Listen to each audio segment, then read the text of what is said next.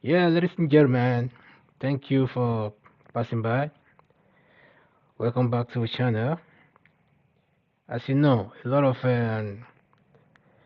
gist has been flying around, and also the caption of today's video goes like this. It said, "Leaked video: Peter Obi's religious war phone calls with Oyedepo stirs controversy." So we are here to say what the actual truth is about this whole thing, and how a lot of people have been trying so hard, to discredit what the obedient movement and the Peter Obi Labour Party, you know, has been able to achieve. Because actually, this thing so shook them to the extent that every day they are coming up with different kinds of,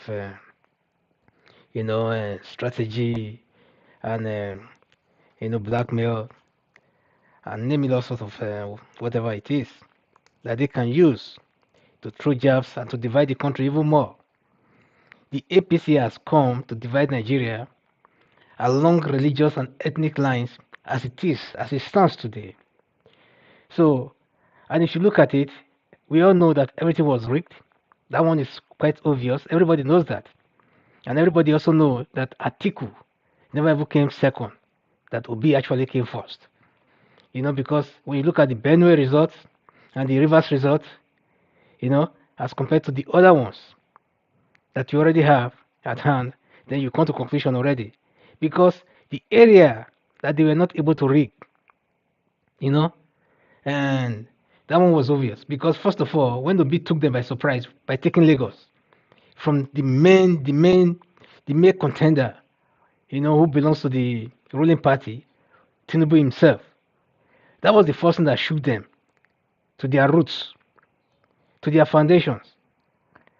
So these people were so confused that they have to start running from pillar to post and things like that, and try to come up with all kinds of you know excuses to delay the broadcast of the rest of the results and stuff.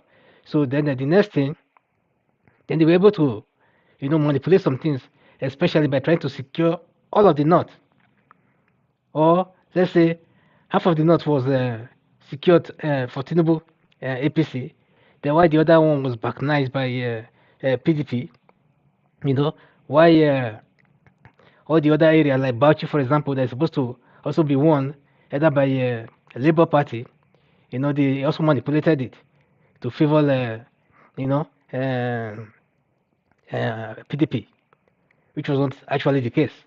If you really know what how Bauchi, how Bauchi is, so that one is a story for another day. So, but what we are here to talk about now is that the the story making the line in Nigeria since yesterday now has shown that actually the truth has died in Nigeria. Because ever since this APC came to power, since 2015, there's never been truth again in Nigeria. Whether the media or what have you and things like that, all the print media or the electronic media and stuff, they've all been, I don't know what to call them. They've shrinked.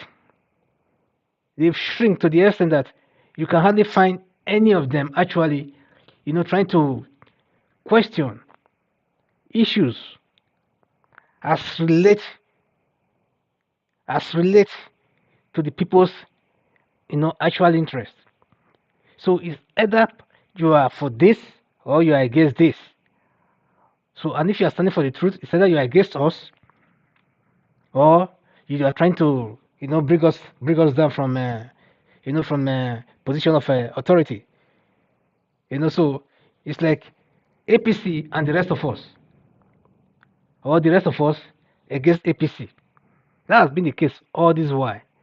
So most of the things that they do sometimes is either they try to buy some political favor, either by going to some mushrooms political parties and try to win them over, either by lobbying them for one position or the other, or asking them to cross carpet and come to their destiny, then they start to sing their their praises and stuff like that.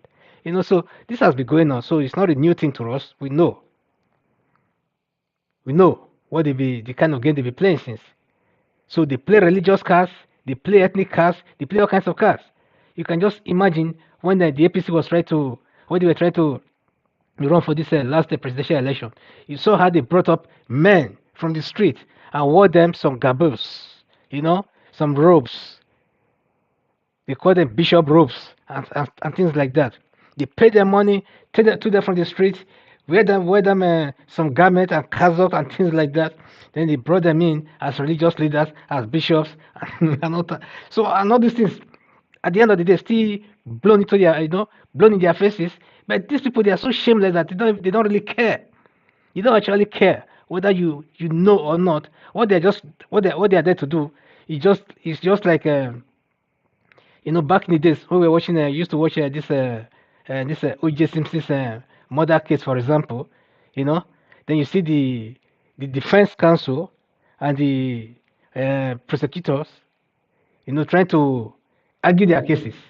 So what the defense counsel will actually do after the prosecution or prosecutors, presentation was to try to punch holes, you know, into that case as it may be.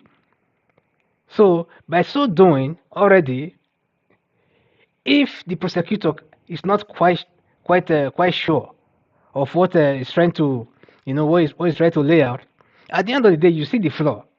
The flaw will just come out because by being suggestive, you are not sure of what you're actually saying. You are just being suggestive. Oh, could it be that you do this or you did that? Could it be? So if the person said no, you say why not? Why didn't you? I just didn't feel like, for example, things like that. So these are the things that these people are not doing. They were the one, they are the ones that's supposed to be in power, and they were the ones who actually brought up this religious and ethnic card, right from the beginning. If you look at the whole thing, the way it was, because the PDP, first of all, is not supposed to even run under any Muslim platform, or talk less of under any what do you call it, a northern platform. It ought to be run by Northerner, ought to be represented by Northerner, according to the PDP own constitution. So, but somehow, these people use all the money that they can gather from everywhere and stuff like that, then to try to make sure that they drag this thing, from whatever angle and stuff like that, hoping that at the end of the day, the only thing will favor him, because first of all, the INEC chairman is a Northerner.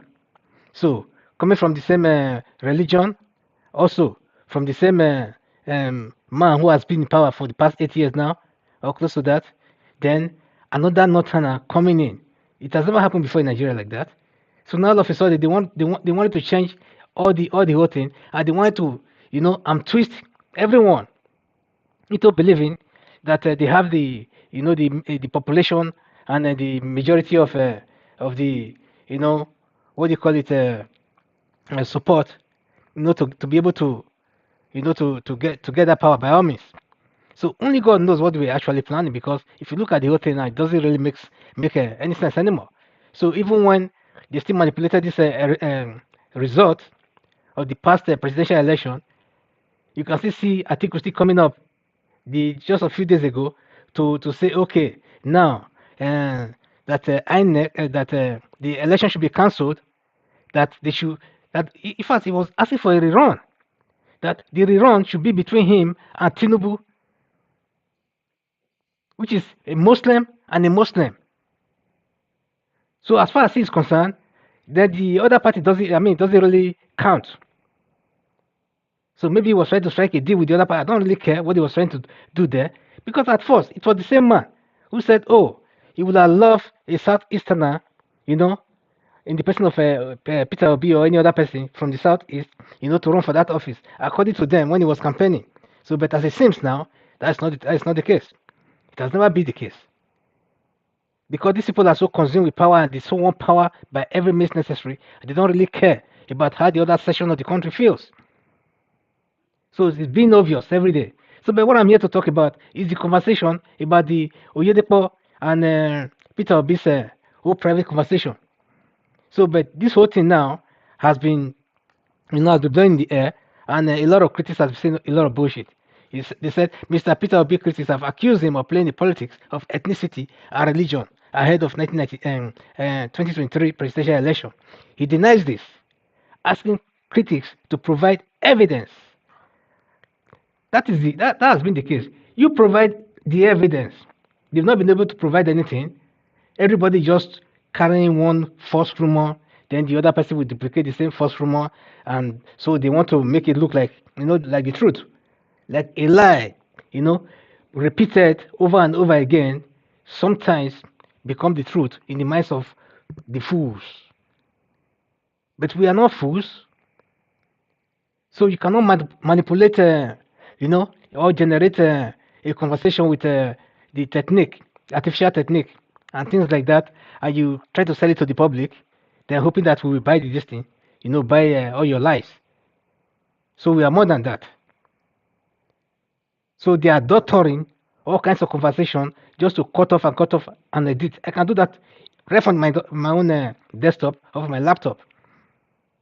I do recordings. So if I want to edit it, I can edit it to join one part, join the other one together, remove some other part, and to look like, like real, which is not.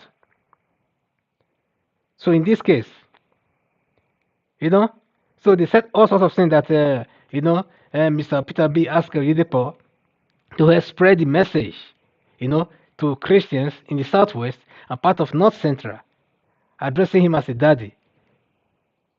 So the Labour candidate standard bearer told Mr. Oyedepo that the just concluded presidential election was just a religious war.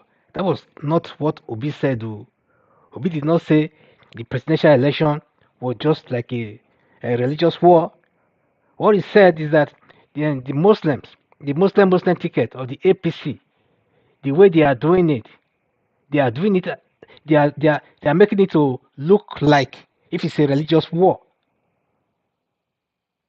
That in a country like Nigeria, where you have various, where the Christians are vast, or the Christians and Muslim, are predominantly, the two main religions in that country, that it has never been like that before. So why would the APC be going about it like they are so desperate that like they are acting like it's a religious war, which was exactly what it looks like as at that time, because this man was being advised and Tinubu was being advised, because if you have a party, because you are a candidate of a party, all of a sudden you now have all the power to choose anybody you want without the party having a say in that, without you taking into cognizance, about the ethnic and religious balance of that country and things like that, in the name of you having your own choice, or having to have made up your own mind on who to have as a running mate with your party, to be your candidate or your vice presidential candidate. It doesn't really make sense, because if you really look at the whole of the North, because it's supposed to look at the North and pick at least one Christian from the North, that would have just suiting the minds of the people, and things all these things would never have happened. Then all of a sudden, this man went ahead to go and pick a Boko Haram no sponsorer, Shetima of all people, with all those leaked videos of Shetima, in the past, that he made with the former Ogun State governor and Oyo State governor, or they are Jimobi also, when he was condemning the Southeast and Igbo people and how to deal with the Igbo people. Even then, there was no problem with Igbo people whatsoever. But these people, they've already had this thing in mind. And he was talking about even the Civil War, things that have been forgotten by a lot of people. Shettima was the one talking about those things on that analyzed videos. And that was a real video that was not being doctored. So now they are trying to bring in this one now to try to disorganize everybody again, so that, instead of Obi to concentrate on, retrieving his mandate, then people will be talking about this so-called fake video. So we call this one deep fake. This video is deep fake that they are circulating around. I think everyone should just, ignore it, especially the obedience and other Nigerians or young Nigerians who are made up of Christians, Muslims, and pagans and whatever thing that you want to call them. Who don't really care about whose religion practice that the man that is going to, take the country out of this wilderness, is practicing. They don't care about that. What Nigerians want is, they want salvation, they want deliverance, they want jobs, they want food, they want education, they want good health, they want good roads, they want peace, they want tranquility, they want peace and security, they want opportunities. So, but these idiots who are coming in the name of so-called leaders of one thing or the other, they don't actually mean well for the country, because they are so desperate that they want power by every means whatsoever. They don't care. So, my people, what I'm saying here is that whatever thing that you are here that you hear from all these people, let it go in through one ear and fly out from the other. Every other person who seems to be speaking for the Labour Party whatsoever, that is not cognizant with the actual fact, that person must be a saboteur. It's as simple as that. So that person will be regarded as a saboteur because the truth must be told. And at the end of the day, that truth will still, be unveiled. So like one man says, he said, amid the controversy, Mr. Obi's close aide, this is a close aide of Mr. Obi speaking. So let's assume that the close aide is speaking the mind of Peter Obi himself. The man's name is called Valentine Obianyem. He appeared to subtly confirm the leaked audio in a Facebook post titled Obi versus Oyedepo. He said, too bad. He suggested that the conversation was heard between both men, but said the leaked tape was doctored. So, which means the leaked tape was a deep fake, tape. He wrote, he said, I had they set up a committee made up of some communications experts, headed by our prodigal brother from Nnewi. He said they are reviewing all calls will be made in the last 3 years, and especially now, to see if he mentioned interim government or anything that will make them prosecute him for treason when and if they take over. You see, he said till now they are yet to see any. The badly doctored conversation between Bishop Oyedepo, released by our Nnewi prodigal brother, is the much they have discovered so far. They edited out the Muslim ticket that led to the conversation, where Obi said that in a society like ours, religious balancing was a necessary consideration, and that their recklessness has made Christians to assume it was a religious war. You see? Is that not clear now? So that their recklessness, that the Muslim ticket was the issue. That's for this topic, which has been the topic ever since this Shetima issue came on. With Tinubu running on the same ticket. Even Atiku was wise enough to know that that will not sell. So he was trying to use that one also to outsmart Tinubu, who is supposed to be a moderate Muslim. So, but the Atiku himself, who is actually not, it's not known to be in that category, but he's just playing that card all the time, just to play that balancing act of being a moderate Muslim. But Tinubu is a Westerner. The Western Muslims are known to be more moderate than the Northern Muslims or most Northern Muslims. So, but Tinubu went ahead to try to prove to the Muslim North that, listen, I can do more than you can do. Just like Abiola did before, when he took a Muslim running mate. A Northerner has never done that before, to take another running mate from the South, a Muslim. Never. Even when Buhari wanted to run in 2015, Tinubu was pressing himself on Buhari that he should take him. Then if you take him, don't worry, you just take me, then leave the rest to me. I'll talk to my people. They will understand. Buhari said, no, I can't do that. You give me somebody, a Christian. That was how the vice president of today, Yemi Osibanjo, became the vice president, a pastor. But when it comes to Tinubu's own turn this time around, then he still do the same thing by taking a Muslim and saying, let the Christians, go to blazes. I don't care. But whatever it is, we are the ones in power. We are going to do this thing, our own way, and we are going to win. And in fact, he lose.